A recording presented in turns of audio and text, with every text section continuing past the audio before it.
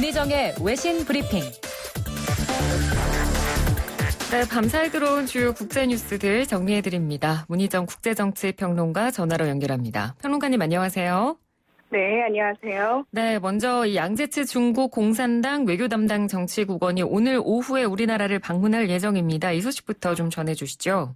네, 지난 19일부터 싱가포르를 방문 중인 양제츠 정치국원이 오늘 오후 1박 2일 일정으로 전용기를 타고 부산에 도착할 예정입니다. 그리고 내일 이 서훈 청와대 국가안보실장과 오전 회담을 갖고 오천 협의를 진행할 예정인데요. 이 주요 의제로 양국이 추진하고 있는 시진핑 중국 국가주석의 연내 방안에 대해 논의할 것으로 전망이 됩니다. 당초 올해 상반기로 계획됐던 시 주석의 방안은 코로나19 사태로 인해 연말로 연기된 상태인데요. 시 주석의 방안이 연내에 이뤄질 경우 2016년 한국의 사드 배치에 따른 보복 조치로 중국이 취한 한한령의 본격적 해제를 기대할 수 있을 것으로 예상이 됩니다. 네. 더불어서 한반도 평화와 관련해 중국이 북한을 설득해 남북 협력에 적극적으로 나설 수 있게 도움을 요청하고 지지를 부탁할 것이라는 분석도 우세합니다.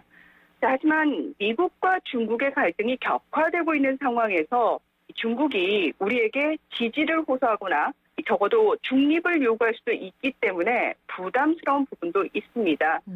홍콩 사우스차이나 모닝포스트는 19일 중국 최고 외교관의 싱가포르와 한국 방문은 워싱턴과 지정학적인 경쟁이 격화하는 가운데 아시아 이웃 국가들과의 관계 강화를 추구하기 위한 것이라고 보도하기도 했습니다.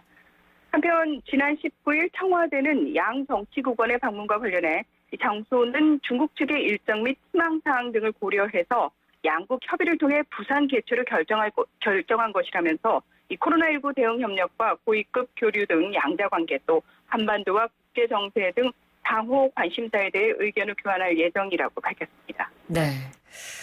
자, 다음은 지난달 25일에 모리셔스 남동쪽 해안에 좌초했던 일본 선박 기름 유출 사고와 관련한 소식인데 모리셔스 정부가 이 선박을 바다에 가라앉히기로 결정을 했다고요. 근데 이러면 안 되는 거 아닌가요?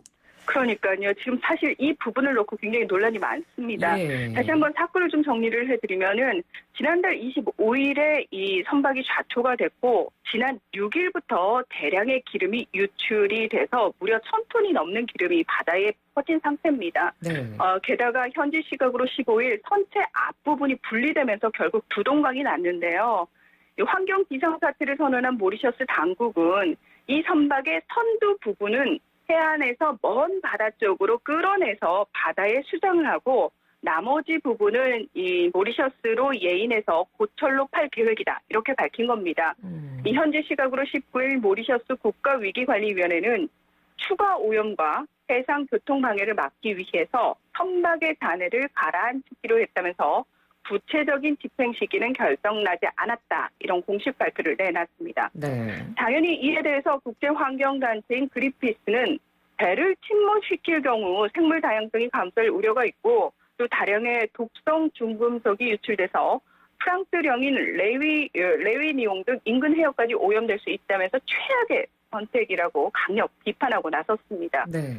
자, 한편 이 선박의 좌초 사건과 관련해서 지난 18일 모리셔스 경찰은 사고 선박의 선장과 선원 1명을 항해 안전을 위협한 혐의로 체포해서 정확한 사고 경위를 조사 중인 것으로 알려졌습니다. 이 경찰 관계자에 따르면 이 선박이 사고 5일 전부터 잘못된 항로로 운행을 했고 모리셔스 해양경비대가 좌초 위험이 있는 지역으로 가고 있다고 경고를 했지만 묵살한 것으로 드러났습니다. 따라서 좌초 당시 해경에 구조 신호를 보내지 않고 해경의 연락에 답하지 않은 혐의도 받고 있습니다.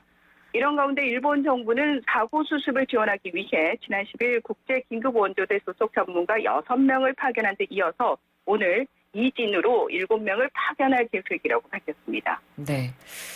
자, 이제 끝으로도 중국 소식인데요. 이 양쯔강의 산샤댐이 7호 태풍 히고스의 영향으로 또다시 위험 수위에 도달해서 지금 붕괴설까지 나오고 있다고요?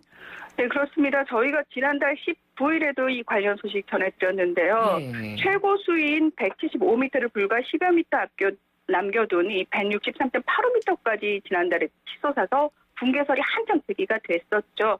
그런데 어제 오전 8시를 전후해서 초당 7만 6천 세제곱미터에 이르는 물이 유입되면서 홍수 통계 수위인 145m를 훌쩍 넘겨서 162.71m를 기록하고 있습니다.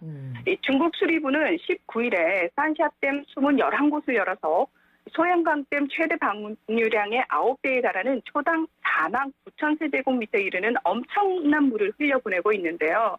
현재 산샤댐은 2009년 건설된 이후 역사상 가장 많은 양의 물이 유입되고 또 가장 많은 양의 물을 방류하고 있는 상황입니다. 네. 이 수찬성과 충칭시에는 사상 처음으로 홍수 대응 1급 경보가 발령된 상태인데요. 이미 산샤댐의 상류인 충칭에서도 26만 명의 수재민이 발생하고 2만여 개의 상점이 물에 잠기는 등 1981년 이후 최악의 홍수가 발생한 상태입니다. 그리고 또 수천성 러산에 있는 세계 최대 석불인 러산대불이 불어난 물에 발이 잠기기도 했는데요. 참고로 8세기에 만들어진 높이 71m의 러산대불은 유네스코 세계문화유산으로 지정이 되어 있습니다. 한편 오늘도 비가 많이 내릴 것으로 예상되는 가운데 중국 기상국은 양쯔강 중하류 10개 지역에 홍수 위험 경보와 함께 폭우에도 대비할 것을 주문하고 있습니다. 네, 알겠습니다. 자, 오늘 소식은 여기까지 듣도록 하겠습니다. 말씀 잘 들었습니다. 고맙습니다. 네, 고맙습니다. 네, 문희정 국제정치평론가였습니다.